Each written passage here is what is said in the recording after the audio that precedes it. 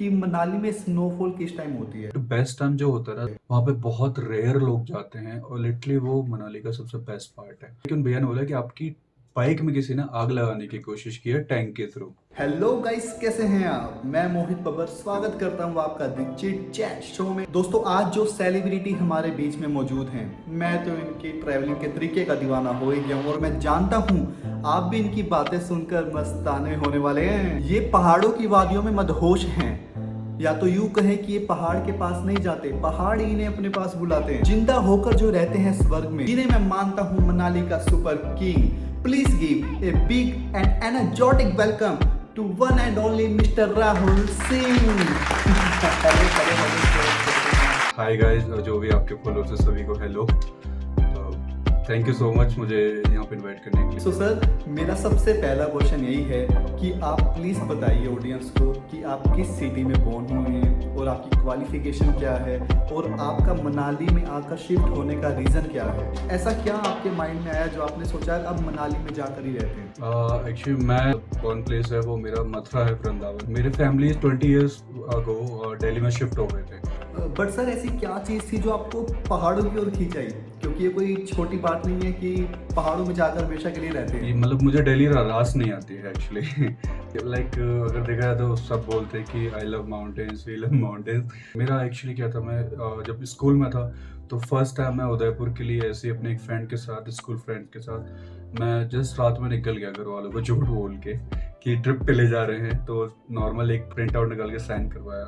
तो first time जब मैं उदयपुर गया तो मैंने वहाँ पे मॉर्निंग में बस में था, तो मैंने विंडो से जब माउंटेन्स को देखा ना, तो मुझे थोड़ा लगा कि नहीं यार, ये क्या है।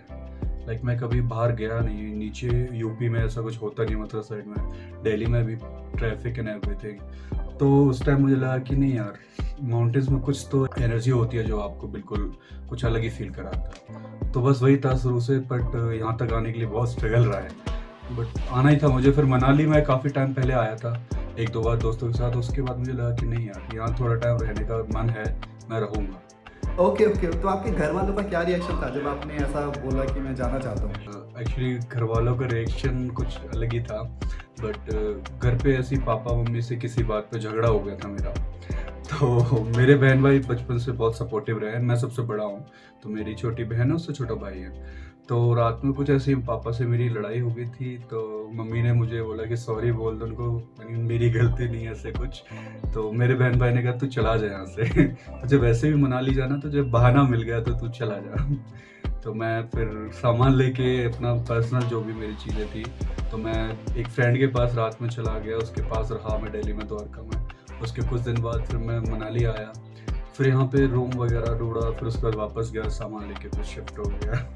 तो कुछ ये थोड़ा अटपटा ही रहा है मेरे साथ। मतलब घर वालों का बाद में रिएक्शन था, चल ठीक है अब तू निकल ही गया है तो कुछ बनना, मतलब जा रहा है कुछ करने जा रहा है, तो उनको ये था कि ब्लॉग करेगा और साथ में कुछ ना कुछ काम करेगा, कि जो भी कर रहा है अब तो बस लगा रहे, वापस मत आ, पहले सक्सेसफुल हो जाओ पे। सर, मेरा एक बहुत ही इंपॉर्टेंट क्वेश्चन है जो मैं जानता हूँ कि बाकी जो आपके सब्सक्राइबर फॉलोअर्स देख रहे हैं उनका भी क्वेश्चन होगा।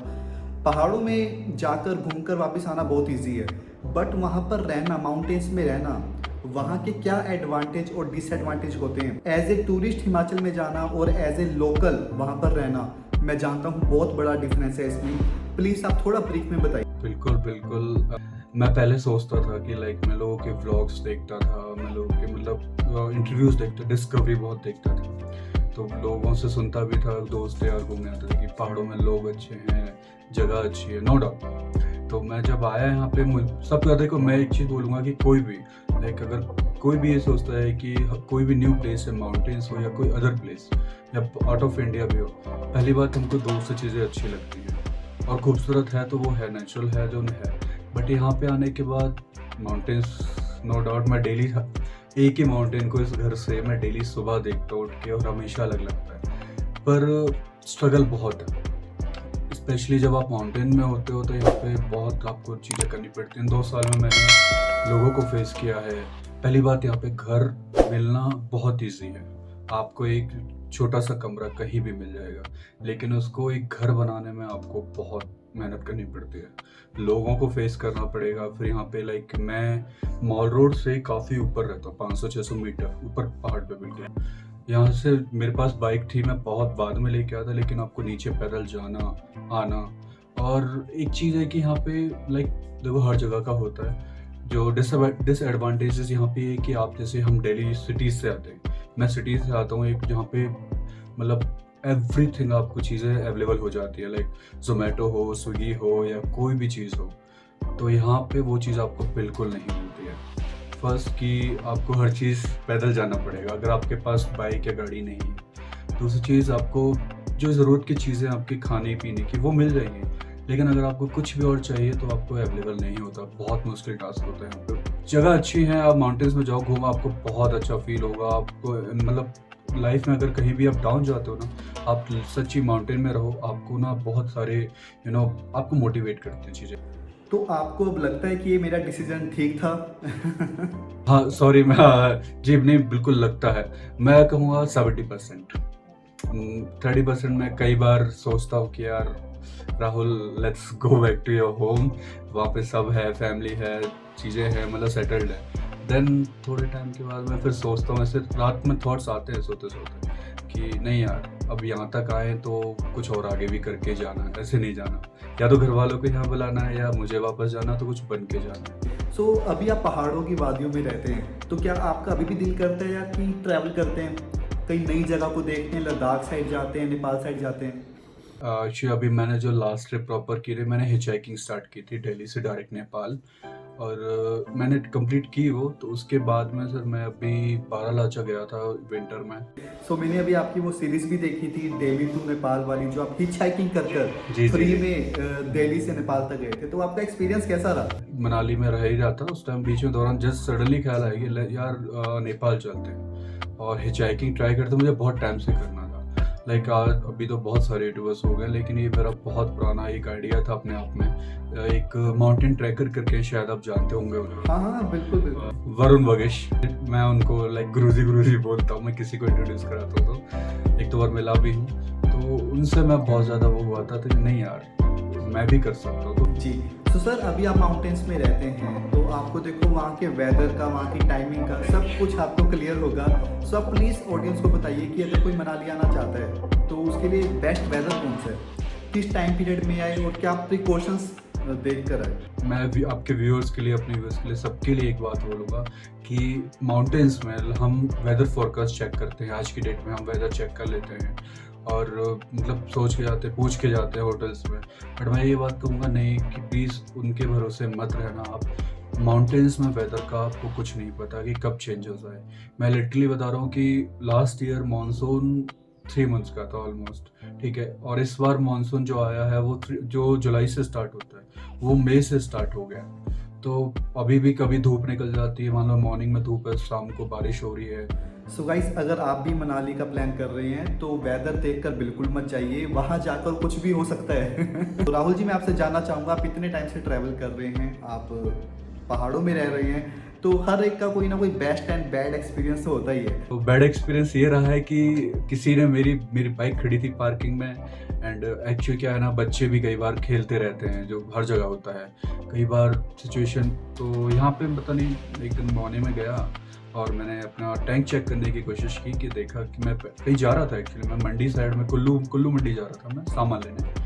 तो मैं देखा कि उसमें किसी ने ना लाइक माचिस की स्टिक्स डाली हुई हैं, एंड ये कपूर आता है जो आग जलाते हैं हवन वगैरह में, वो थोड़ा सा डाला हुआ था।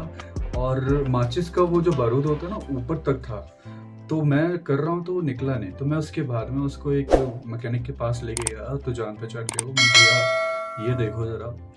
तो उन्होंने काफ़ी ट्राई की, बाद में उन्होंने कुछ जुगाड़ किया तो सारा निकाला, तो उसमें इतना निकला होगा कम से कम उस छोटे से की होल में इतना सा। तो वो ऐसा था कि उन भैया ने बोला कि आपकी बाइक में किसी ने आग लगाने की कोशिश की है टैंक के थ्रू। लाइक वो उससे पहले मेरा ये होता कि मेरी बाइक किसी ने छेड़छाड़ की, तो मैं कहीं बाइक से जा रहा था, मेरी बाइक में चलती रूम में पूरी वायरिंग में आग लग गई। बेस्ट सर, यहाँ पे बेस्ट एक चीज़ है कि मैं लिटरली मतलब फिल्मी डायलॉग नहीं है, यहाँ रह के लाइक मैं आपको एक 2-3 मिनट की चीज़ है मैं बताता हूँ। मेरे डैड के साथ ना मेरा कभी अच्छा रिलेशन नहीं रहा, ठीक है। सबके मेरे ख्याल से पापा से कुछ लोग डरते भी हैं, पापा डराते भी हैं, मैं उनको समझ नहीं पाता हूँ प्रॉपर, वो मुझे नहीं समझ पाते हैं। बट जब मैं यहाँ आया, शिफ्ट हुआ, तो उसके बाद में लाइक मेरे और मेरे फादर के बीच में बहुत चेंजेस आए, और ऐसा नहीं कि वो दूरी की वजह से आए। मैं यहाँ रहा, मेरा मन शांत हुआ, मैं बिल्कुल यहाँ पे जहाँ मैं रहता हूँ बहुत पीसफुल एरिया है, जंगल है आसपास, पूरे सामने माउंटेन्स हैं, तो उसकी वजह से मैं थोड़ा काम जोन में आया। मेरे अंदर पेशेंस लेवल थोड़ा और ज़्यादा बढ़ा। मैं थोड़ा, जो मन होता है ना कि मन दौड़ता रहता है, मेरा मन शांत हुआ, चीज़ें बहुत सही रही। तो उसकी वजह से ना मेरे और फादर के बीच में मैं उनकी रिस्पेक्ट और करने लग गया, वो मुझे समझने लग गए। उसमें दूरी का भी होता है समटाइम्स, जब आपके चाहे वो फैमिली हो, कभी कभी थोड़ी दूरी बनानी चाहिए ताकि एक दूसरे को टाइम मिले जानने का और समझने का। और जब कमी महसूस होती है ना, तो कदर भी होती है। देखो, तो सबसे बेस्ट यही रहा है कि मेरे और फादर के बीच में टच वुड अभी तक, अब जाके ऐसा लगता है कि नहीं, कभी कुछ था ही नहीं। तो शायद इस जगह के पास रहने से कुछ है, तो माउंटेन्स में मैजिक तो है, और ये मैंने फील किया है। तो दोस्तों, ट्रैवलिंग का सिर्फ यही बेनिफिट नहीं होता कि हम गए और वहाँ से सिर्फ यादें लेकर वापस आ गए। उसके इतने लाखों बेनिफिट्स होते हैं कि कई बार हमें कुछ टाइम बाद पता लगते हैं। जो अभी आपने राहुल जी के मुखारबिन से सुना, तो उनका मन शांत हो गया, सबसे बड़ी बात ये है। जी जी जी। तो सर, अभी जो इस वीडियो को देख रहा है, उनको प्लीज़ आप ये बताएंगे कि मनाली के आसपास अनएक्सप्लोर प्लेसेस कौन से हैं विद इन 20 to 30 किलोमीटर। वही है कि लोग जब आते हैं ना, तो उनको देखो, ऐसा नहीं है कि उन्हें पता नहीं है। वीडियोस आज की डेट में देखो, ज़माना ऐसा हो गया, वीडियो यूट्यूब खोल लेते हैं, बेस्ट प्लेसेस देख लेते हैं, तो इन्फ्लुएंसर्स जो भी हैं या यूट्यूबर्स हैं, वो वही प्लेस दिखाते हैं, पुरानी वीडियोज़ हैं लोग। मैं कहता हूँ कि अगर आप लोग मनाली घूमने आ रहे हो ना, तो जस्ट प्लीज़ कि मेक श्योर कि आप सिर्फ वही प्लेस नहीं, थोड़ा टाइम लेके भी आ रहे हैं। ऐसा नहीं कि हम 2 दिन वहाँ जाएंगे फिर वापस आ जाएंगे। आप मनाली के आसपास इतनी सारी जगह है ना कि आप हैरान हो जाओगे कि यार, ये कभी सोचा ना सुना ना मैंने देखा है। बट उसके लिए आपको टाइम चाहिए होगा। हालांकि टाइम बहुत कम होता है कई लोगों के पास, कईयों के पास ज़्यादा होता है। तो अगर आपके पास थोड़ा सा समय है, ना बाइक लीजिए ना टैक्सी, लोकल सपोर्ट लीजिए, लोकल लोगों से पूछिए कि और क्या है। आपको लिटरली मैं बता रहा हूँ, बहुत ऐसे प्लेसेस मिलेंगे आपका जाने का मन नहीं करेगा। और मनाली ना फुल ऑफ सरप्राइजेज है। आप बस रहो यहाँ पे थोड़े दिन, आपको बहुत कुछ एक्सप्लोर करने को मिलेगा। लाइक यहाँ पे बहुत सारे ट्रैकिंग प्लेसेस भी हैं जो कभी अनएक्सप्लोर्ड है। जी, आप कुछ नाम बताएंगे, कुछ प्लेसेस का नाम बताइए। नाम जैसे मैं बताता हूँ, यहाँ पे एक, जैसे मेरे घर के पीछे है तो बड़ा पत्थर है, उसके पास फिर आपका लामा डुग है, फिर उसके बाद रानी सुई है। मतलब एक छोटी सी है जिसपे हाफ एन आवर लगता है। उसके ऊपर आप जैसे जैसे आगे जाएंगे ना, बहुत सारी ट्रैक्स आ जाती है। रानी सुई है, 7 पीक सिस्टर हैं यहाँ पे। लाइक एक जाना वाटरफॉल के पास में एक ट्रैक है जो पूरा पीछे कसौल से मिक्स होता है। मतलब वो पूरी बात यहीं कसौल तक निकलती है, खीरगंगा तक। तो ऐसी बहुत सारी प्लेसेस हैं, लेकिन आपको घूमना पड़ेगा। लाइक ओल्ड मनाली आप आते हैं, बहुत लोग आते हैं, लेकिन ओल्ड मनाली जब मैं पहली बार गया, बिल्कुल एंड तक गया ऐसे ही घूमते घूमते, और जब मैंने वहाँ का नज़ारा देखा, मुझे ऐसा लगा कि नहीं यार, वहाँ पे बहुत रेयर लोग जाते हैं, और लिटरली वो मनाली का सबसे बेस्ट पार्ट है। तो ऐसी बहुत जगहें हैं आसपास, लेकिन आपको घूमना पड़ेगा। तो राहुल जी, मैं ये जो क्वेश्चन पूछने जा रहा हूँ, ये सभी सब्सक्राइबर, व्यूअर्स सभी हमारा वेट कर रहे होंगे कि मनाली में स्नोफॉल किस टाइम होती है। कोई पर्टिकुलर टाइम है क्या, उसी टाइम हम वहाँ पर विजिट करके उस स्नोफॉल का आनंद ले सकें? सर, मैं स्नोफॉल का बताना चाहूँगा कि स्नोफॉल ना एप्पल्स के लिए भी बहुत इंपॉर्टेंट है, क्योंकि विंटर में देखो बारिश नहीं होती उस टाइम पे, और पानी चाहिए होता है एप्पल्स को प्रॉपर ग्रोथ के लिए, ठीक है। तो वो स्नोफॉल नहीं होती ना, तो फसल ख़राब हो जाती है उस टाइम पे। तो लास्ट ईयर भी हम सब ने, मैं खुद यहाँ पे एक्सपेक्ट कर रहा था कि मैं ब्लॉग्स बनाऊँगा, कहीं निकलूँगा। स्नोफॉल लिटरली बहुत लेट हुई, और 1 वीक के लिए हुई थी। तो देखो, अभी तो प्रेडिक्ट नहीं कर सकते, बट बेस्ट टाइम जो होता है, आप दिसंबर और जैन में आओ। मैं कह रहा हूँ, जैन में कई बार, जैन में स्टार्टिंग में आपको नहीं मिले, लेकिन न्यू ईयर पे मोस्टली होती है। लास्ट ईयर को छोड़ दिया जाए तो दिसंबर 15 के बाद में, मार्च जैन के एंड तक, सॉरी, दिसंबर टू जैन, आप मिड में कभी भी आइए, न्यू ईयर के आसपास आपको स्नोफॉल मिलती है। जी जी जी जी। सो राहुल जी, आपके साथ बात करके बहुत मज़ा आया, और थैंक यू सो मच, आपने इतना टाइम दिया। जाते जाते आप अपने फॉलोअर्स को क्या कहेंगे? फॉलोअर्स के लिए बस इतना ही है कि यार, फर्स्ट थिंग, कभी भी ना कोई भी सिचुएशन आए यार, अपने ड्रीम्स को ना, अगर आपके ड्रीम है ना कोई, भाई पूरा करो। मतलब कोई भी कंडीशन हो जाए ना, देखो स्टॉप कभी भी आप फुल स्टॉप मत लगाओ, ब्रेक दे दो लेकिन उसे छोड़ना मत, और फॉलो योर ड्रीम्स यार, कभी हिम्मत मत हारना। आपकी लाइफ में मैं बता रहा हूँ, मैंने अपनी लाइफ में इतने इतने स्ट्रगल किए ना कुछ चीज़ों के लिए, बट मैंने कभी हिम्मत नहीं हारी। लड़ते रहो एज ए फाइटर ना, हर इंसान अपने आप में एक सोल्जर है। देखो बस आप वक्त वक्त के साथ ना चलते रहो, लड़ते रहो चीज़ों से, लेकिन अपना ड्रीम मत छोड़ना। आप ड्रीम खत्म तो शायद आप भी खत्म हो जाओगे। तो अपने फॉलो करते रहो ड्रीम्स को, और सर के चैनल को सब्सक्राइब भी कर लेना, उनके देखते रहो, बढ़िया काम कर रहे हैं इन्होंने, मैंने लास्ट वीडियोस भी देखे हैं।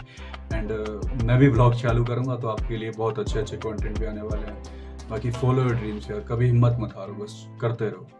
सो दोस्तों, ट्रैवलिंग करते रहिए, घूमते रहिए, इससे आपको भी नॉलेज मिलती है। Thank you so much Rahul ji, thank you for being a part of the chit chat show. Thank you sir, thank you तो मुझे बोलना चाहिए। तो दोस्तों, अगर आप मनाली घूमने जा रहे हैं तो सबसे पहला एक्सपेंस हमारा यही होता है कि हमें वहाँ पर रहना कहाँ है। और इस टाइम पर पीक सीजन पे सब कुछ बहुत महंगा है यार। सो राहुल जी का अपना खुद का हॉस्टल है। जो इनका हॉस्टल है वो मेनली बजट ट्रैवलर्स के लिए है। जाइए और वादियों के नज़ारों में खो जाइए। और प्लीज़ राहुल जी थोड़ा एड्रेस भी बता दीजिए।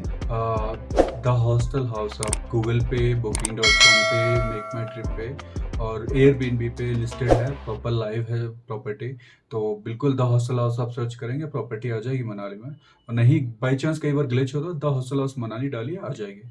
तो मोस्ट वेलकम गाइज, आप कभी भी आ सकते हैं। बाकी नंबर्स भी हैं, कांटेक्ट भी कर सकते हैं। बिल्कुल आपके लिए खुला है। मैंने जितने भी बजट ट्रैवलर्स हैं या जो सोलो ट्रैवलर्स हैं, सेफ है और आपको कुछ नई चीज़ें एक्सप्लोर करने के लिए मिलेंगे। तो you are most welcome. So thank you so much Rahul ji. Thank you. Thank you sir.